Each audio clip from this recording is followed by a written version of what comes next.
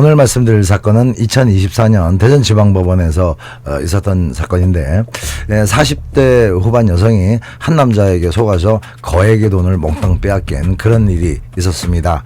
일반적으로 생각하면 정말 어이없을 정도로 전 재산을 털린 사건이라 오늘 주제로 골랐습니다. 피해 여성은 결혼 경험이 전혀 없는 노처녀였는데 몇 년 전에 어머니가 돌아가시면서 거액의 상속금을 남겼죠. 덕분에 금전적 어려움이 없이 나름 풍족하게 혼자라도 잘 살고 있었습니다. 그런데 문제는 특별한 직업이 없다 보니까 하루하루가 필라테스, 피부 미용 아니면은 친구와 커피나 술 한잔 뭐 이런 식으로 무료한 일상이었다는 겁니다. 그렇게 특별한 일 없이 일상을 밋밋하게 보내던 중에 어느 날부턴가 다정히 손을 잡고 지나가는 커플을 보거나 드라마에 나오는 연인을 보게 되면은 자신이 왠지 초라하게 느껴지면서 나도 괜찮은 남자와 제대로 된 사랑 한번 해보고 싶다는 그런 생각이 점점 커지게 되는데 그러던 중에 우연히 소개팅 광고를 보게 됩니다. 바로 그 광고가 이 여성의 운명을 바꿔놓습니다.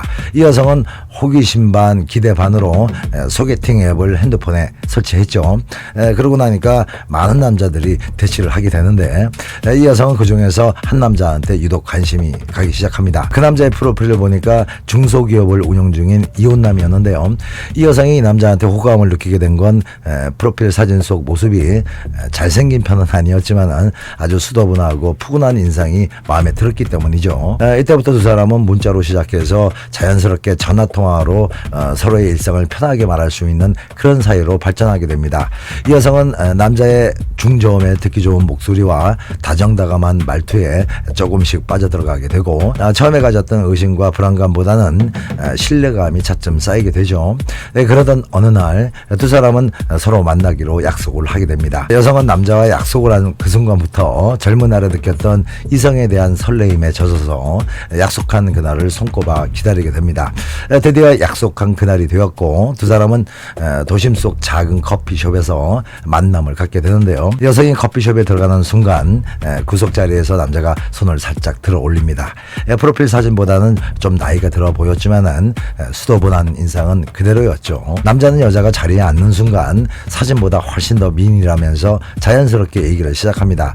두 사람은 처음 보는 사이였지만 지금까지 자주 연락을 주고 받았기 때문에 큰 어색함 없이 즐거운 대화를 나누게 되죠. 그러는 동안 두 사람은 더 친근한 관계가 되는데요. 그날 이후 두 사람은 전보다도 더 많은 연락을 주고 받았죠. 그렇게 5번째 만남이 되던 날 두 사람은 가볍게 식사 겸 술 한잔을 한 뒤에 남자의 제안으로 근처 노래방으로 가게 됩니다. 남자는 7080 시절의 옛가요를 구성지게 부르면서 이 여성의 손을 살며시 잡았고요. 그때부터 자연스럽게 스킨십을 하게 됩니다. 이 여성도 처음에는 좀 어색했지만은 조금씩 분위기에 취하기도 했고 남자가 보면 볼수록 마음에 들었기 때문에 노래가 끝난 뒤에 남자의 기습적인 키스에도 거부감이 크게 들지 않았죠. 그렇게 서로 흥분감이 고조되는 순간 남자는 은은한 표정으로 우리 오늘 함께 할까라는 제안을 합니다. 여자는 이것저것 생각이 많아지고 망설여졌지만은 지금껏 착하고 바른 사람이라고 생각해 왔기 때문에 언젠가 할 거 좀 빨리 하면 어떠냐는 그런 생각이 들게 되죠. 여성은 잠시 머뭇거리다가 결국 승낙을 하게 됩니다. 그래서 그날 밤 이 여성은 오랫동안 느껴보지 못했던 남성을 흠뻑 느끼면서 그 남자의 품에서 잠들게 됩니다. 그날 이후부터 두 사람은 하루가 멀다 하고 계속 만남을 이어갔는데요. 어느 날 저녁 남자는 여자를 태우고 바다가 보이는 고급스러운 카페로 차를 몰죠. 남자는 카페에 앉아서 테이블 위에 슬며시 작은 선물을 꺼내 올리죠. 여자가 설레이는 마음으로 작은 선물 박스를 열어보니까 좀 비싸 보이는 이쁜 반지였습니다. 여자는 흠칫 놀라면서 오늘 무슨 특별한 날이냐고 묻죠. 남자는 살짝 진지한 표정을 지으면서 당신을 처음 본 순간부터 이 여자와 결혼하고 싶다라는 생각이 떠나질 않았다면서 죽는 그날까지 당신을 지켜주고 싶다는 말을 합니다. 사실 여자 역시 그렇게 오래 만난 사이는 아니었지만 늘 곱고 다정한 말투 또 항상 여자를 배려 되어가는 남자의 행동을 보면서 이런 남자와 함께 살면은 행복할 거라는 그런 생각을 조금씩 해왔기 때문에 자기도 모르게 자기도 그런 마음이라고 말해버리죠. 이때부터 두 사람은 단순한 연인이 아닌 결혼을 앞둔 예비 부부의 위치에서 만남을 이어가게 됩니다. 남자는 청혼을 하던 그날 자기가 하는 사업이 현재 약간의 문제가 있기 때문에 그 문제가 정리가 된 1년 후쯤 결혼 날짜를 잡자고 했기 때문에 그때부터 두 사람의 결혼은 기정사실화가 됩니다. 여성은 그때부터 자기를 사랑해주는 듬직한 남편이 있다는 생각과 미래에 대한 부푼 꿈에 취해서 하루하루 진한 행복감을 느끼면서 살아갑니다. 그러던 어느 날 남자가 다급한 목소리로 전화를 합니다. 회사에 생각지도 못한 문제가 생겨서 3일만 쓰면 된다고 5천만 원을 송금해 주길 부탁합니다. 보통 때는 침착하고 조곤조곤한 말투였던 남자가 너무 급한 어투로 몰아붙였기 때문에 여자는 이것저것 생각할 겨를도 없이 남자가 문자로 보내준 계좌로 송금을 하게 되죠. 여성은 급하게 돈을 송금한 후에 한숨을 돌리고 있는데 그때부터 불안감이 엄습해 옵니다. 하지만 지금까지 남자의 행실을 생각하면서 스스로 그 불안감을 달랬죠. 남자는 다음날 여자한테 전화를 해서 어제 고마웠고 잘 해결됐다고 하면서 내일 보자는 말을 남기고 전화를 끊습니다. 3일만 쓰기로 한 그 3일이 되던 아침 여성의 핸드폰에 알림 문자가 오죠. 확인을 해보니까 정확히 5천만 원이 입금이 됐습니다. 여자는 순간 그러면 그렇지 내 남자는 절대 그런 남자가 아니지 하면서 안도의 한숨을 내쉬죠. 그 일이 있고 난 후부터 남자는 이 여성에게 더 다정하게 돼 있고 여자 역시 남자에 대한 믿음이 더 커지게 돼서 남자를 더 든든한 자신의 남편이라고 생각하게 됩니다. 그 후 별다른 문제 없이 몇 달이 흘렀고요. 둘 사이는 더 가까워졌죠. 그러던 어느 날 남자가 술 한잔을 하자면서 술집으로 여성을 데리고 갑니다. 남자는 소주 한 잔을 들이키더니 의미심장한 표정을 지으면서 이제 우리가 평생 펑펑 쓰고도 남을 큰돈을 벌 절호의 기회가 왔다고 말을 합니다. 여자는 흠칫 놀란 표정으로 무슨 일이냐고 물어보죠. 남자는 빙그레 미소를 지으면서 중국에 거래처가 있는데 그 공장을 그냥 거저먹을 수 있는 절호의 기회가 생겼다면서 말을 이어갑니다. 원래 공장 시설이나 만들어 놓은 제품만 해도 현물 가치로 50억이 넘는데 현지 브로커와 작전만 잘 짜게 되면은 10억이면은 통째로 가져올 수 있다는 그런 말이었습니다. 그리고 그 공장을 자기가 잘 운영하게 되면은 연매출 100억 이상은 충분히 가능하다면서 확신에 찬 표정을 짓죠. 이 여성은 그럼 빨리 어떻게 해보라고 남자를 거드는데요. 이때 남자가 그렇게 하려면 당장 10억이 필요한데 자기가 현재 가지고 있는 자금은 5억 뿐이라며 갑자기 고민 모드로 들어갑니다. 여자 역시 그 순간에 빌려준다고 할까라는 고민을 잠시 하게 되는데 그때 남자가 먼저 술 한 잔을 들이키더니 혹시 여윳돈이 있으면은 얼마간 빌려줄 의향이 있냐고 묻게 되죠. 이 여성은 어차피 결혼할 남자고 또 남자가 잘 되면은 결국 자기도 잘 되는 거라는 그런 생각에 잠시 주춤은 했지만은 흔쾌히 그러겠다고 대답을 하게 됩니다. 그렇게 해서 이 여성은 남자가 알려준 계좌로 5억 원을 송금하게 되죠. 여기서부터 남자가 이 여성에게 접근한 목적이 드러납니다. 사실 이 남자는 만남 초기부터 이 여성과 많은 대화를 나누면서 여성의 재력을 어느 정도 눈치채고 있었던 거죠. 그래서 그때부터 나름의 치밀한 계획을 세우고 여자가 가지고 있는 돈을 모두 뺏으려는 그런 사악한 목적으로 여자를 깜짝같이 속이기 시작한 거죠. 처음에 5천만 원을 빌린 것도 사실 신뢰를 쌓기 위한 수작이었을 뿐입니다. 여자가 잠시 빌려줬던 돈은 며칠 갖고 있다가 다시 송금한 것이고요. 이 남자는 여성이 송금해준 5억 원을 갖고 돈만 있으면 차 타고 미친놈처럼 달려가는 그곳으로 향합니다. 남자가 도착한 곳은 강원랜드였죠. 남자가 도박장에 들어가서 향한 곳은 바카라 테이블이었습니다. 남자는 그날 1시간도 채 안 돼서 3천만 원을 잃게 되죠. 하지만 남자는 크게 실망한 기색은 보이지 않았습니다. 아직 남은 돈이 많았으니까요. 남자는 늦은 저녁 집으로 돌아옵니다. 남자가 현관에서 신발을 벗는 순간 어떤 여자가 반갑게 남자를 맞이하죠. 이 남자는 사실 몇십 년을 함께한 아내가 있는 유부남이었던 겁니다. 남자는 소파에 앉자마자 아내를 보면서 애들하고 쓰라면서 돈 봉투를 식탁에 던져놓습니다. 이 아내는 이게 웬 돈이냐고 물었고 남자는 그냥 말만 하면 돈이 툭툭 튀어나오는 ATM기 하나 만들어놨다면서 거들먹거리면서 침실로 들어갑니다. 했습니다. 남자는 여자한테 돈을 받은 그날부터 매일 여기저기에 있는 도박장을 돌아다니면서 여자한테 받은 돈을 정신없이 탕진하기 시작합니다. 가끔씩 여성이 중국 일은 잘 돼가고 있냐고 물어보면 간단하게 잘 되고 있다고만 하면 됐기 때문에 남자는 그때까지 큰 스트레스가 없었습니다. 하지만 몇 달을 그렇게 지내다 보니까 여자가 준 돈이 슬슬 떨어지기 시작하는데요. 하루에도 많게는 몇 천만 원을 까먹고 있으니 그 돈이 얼마나 가겠습니까?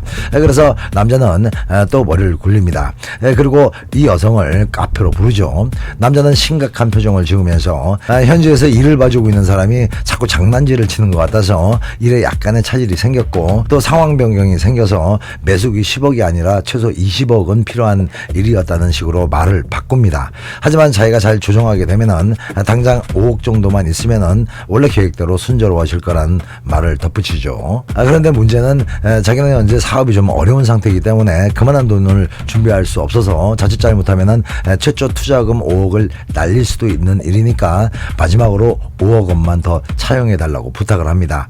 여자 입장에서는 너무 황당한 상황이고 몇 억이 무슨 애들 이름도 아니고 너무 쉽게 돈을 부탁하는 남자에 대해서 불쾌한 감정이 올라왔지만은 혹시 일이 잘못되면은 자기 돈 5억을 단칼에 손해보는 한마디로 절벽 끝에 서 있는 그런 느낌을 받게 되죠. 결국 여자는 현금을 싹싹 긁어서 3억 5천만 원을 마련하게 됩니다. 그런데 이 사악한 남자는 거기에 만족하지 않고 이 여성의 명의의 카드도 몇 장을 받았죠. 이 여성은 그날부터 전에 없었던 불안감에 극도로 예민해지기 시작합니다. 그래서 여성은 그때부터 남자를 더 자주 만나면서 사업에 대해서 깊이 알려고 했죠.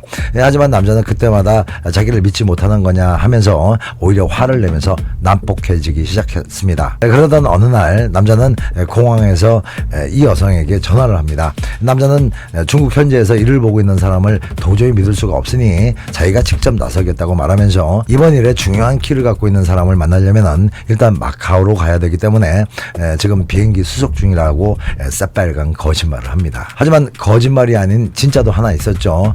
진짜 마카오로 가는 겁니다. 남자는 마카오에 도착하자마자 호텔방을 잡고 곧바로 카지노로 직행합니다. 그리고 거기에서 몇 달을 보내게 되는데요. 결국 가지고 갔던 돈을 도박으로 모두 탕진한 남자는 어쩔 수 없이 한국으로 다시 돌아옵니다.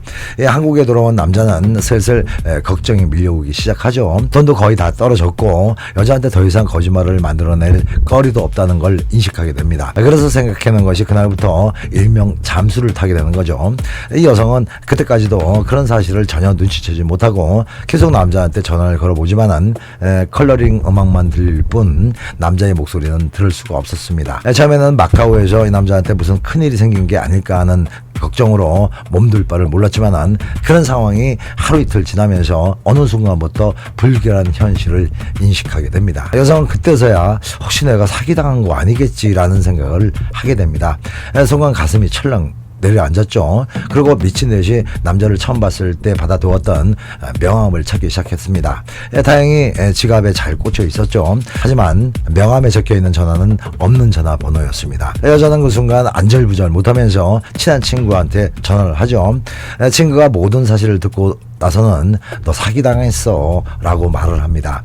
여자는 그 순간 모든 것이 녹아내리는 것 같은 절망감에 잠시 쓰러집니다. 며칠 후 이 여성은 경찰서로 고소장을 접수하게 되고 계좌 추적으로 주민번호와 주소는 알아냈지만은 그 주소지에는 그 남자가 없었죠. 그리고 고소 후에 알게 된 사실은 그 남자가 자식과 아내가 뻗어시 있는 유부남이라는 사실이었습니다. 경찰은 계속 주소지와 그 남자의 전화번호로 출석 요구서를 보냈지만은 남자는 아무런 답변이 없었죠. 그렇게 몇 달이 흐른 어느 날 친구한테 전화가 옵니다. 자기 집에서 커피 한잔 하자고요. 그래서 여자는 친구 집으로 가서 친구와 커피 한잔을 하면서 이 얘기 저 얘기 나누게 됩니다. 그러던 중에 화장실에서 기계 소음이 크게 들렸고 이 여성은 친구한테 왜 이렇게 시끄럽냐고 물으니까 친구는 화장실 바닥에 물이 새서 아저씨가 작업하고 있는 중이라고 말을 합니다. 그리고 얼마 후에 작업을 하고 있던 남자가 친구한테 끝났다는 말을 하죠. 바로 그때 이 여성은 가슴이 철렁 내려앉을 만큼 놀라게 되는데요. 화장실에서 들려오는 남자의 목소리는 자신의 돈 12억 원을 편취해 달아난 사기꾼의 목소리였기 때문입니다. 이 여성은 화장실로 뛰어갔죠. 화장실 안에는 지저분한 작업복에 공구를 들고 있는 그놈이 서 있었습니다. 여성은 순간 야 거기가 마카오야 네, 지금까지 쭉 말씀드렸던 사건은 2024년 대전지방법원에서 피의자가 6년형을 받았던 실제 사건이었는데요. 범인은 2021년부터 24년까지 피해 여성의 현금 8억 5천만 원과 카드 사용 금액 4억 원을 합쳐서 총 12억 원을 편취했죠. 이 사건은 그냥 생각했을 땐 너무 어이없이 당한 황당한 사건이기 때문에 보통은 나 같으면 절대 저렇게 안 당할 거라는 생각을 하기 쉽지만은 사실 외로움과 사랑 그리고 욕심이 합쳐지면은 누구한테나 벌어질 수 있는 사건입니다. 특히 보통 사람들은 사기꾼들은 사기꾼처럼 생기지 않았다는 그런 사실을 자꾸 잊게 돼서 사기꾼들이 착해 보이고 친절한 가면을 쓰고 있다는 것을 눈치채지 못하는 경우가 많습니다. 그래서 제가 늘 말씀드리지만은 세상에서 가장 조심할 사람은 착해 보이는 사람들입니다. 절대 나쁘게 보이는 사람한테는 속지 않으니까요. 오늘 말씀드린 사건에서 꼭 기억해야 될 건 4가지 정도가 있는데요. 첫 번째는 사람의 행동이나 말 몇 마디로 그 사람을 절대 쉽게 평가해서는 안 된다는 겁니다. 믿고 사는 사회 어쩌고 하지만은 때론 내 자신도 믿지 못할 정도로 변수가 많은 존재이기 때문이죠. 이번 사건도 역시 사람을 너무 믿어서 발생한 사건입니다. 두 번째는 사기꾼들은 늘 작은 신뢰부터 쌓아간다는 건데요. 이 사건의 사기꾼도 자신이 믿을 수 있는 사람이라는 것을 증명해 보이기 위해서 일부러 5천만 원을 빌리고 정확히 변제하는 그런 과정을 밟습니다. 사실 별 볼 일 없는 사기꾼들은 그 돈부터 어떻게 했겠지만은 보통 이상의 사기꾼들은 어느 시점까지는 상당히 완벽한 신용을 보여서 믿음을 키워나가죠. 그래서 돈을 빌려줄 때나 투자를 할 때는 다른 모든 조건들을 종합적으로 생각해야지 신용이 있어 보인다는 그 이유 하나만으로 돈을 쉽게 주면 안 됩니다. 세 번째는 결혼까지 약속한 사이라면은 이것저것 확인하기가 어려운 거 아닌가라는 생각하시는 분들 혹시 있을 텐데 확인이라는 것은 무례한 행동이 아닙니다. 당연히 물어볼 수 있는 권리가 있고 말해줘야 되는 의무가 있는 겁니다. 특히 액수가 크면 클수록 신분 확인은 철저하게 해야 되죠. 신분 확인에는 주민등록증뿐만 아니라 상대의 사업장이나 사업자 번호까지 정확히 알아야 하고요. 또 중요한 서류를 작성할 때는 상대의 도장이 아닌 지장이 반드시 필요합니다. 진짜 사랑하는 마음이 있다면 상대의 불안감을 생각해서 모든 확인 서류를 보여주고 안심을 시키는 건 어쩌면 당연한 의무죠. 마지막으로 네 번째는 항상 크게 손해보는 사람들의 공통점이 본전을 찾으려는 그런 심리가 강하다는 건데요. 사실 이런 심리 때문에 작은 손해로 끝날 수 있는 일이 더 큰 손해로 번지게 됩니다.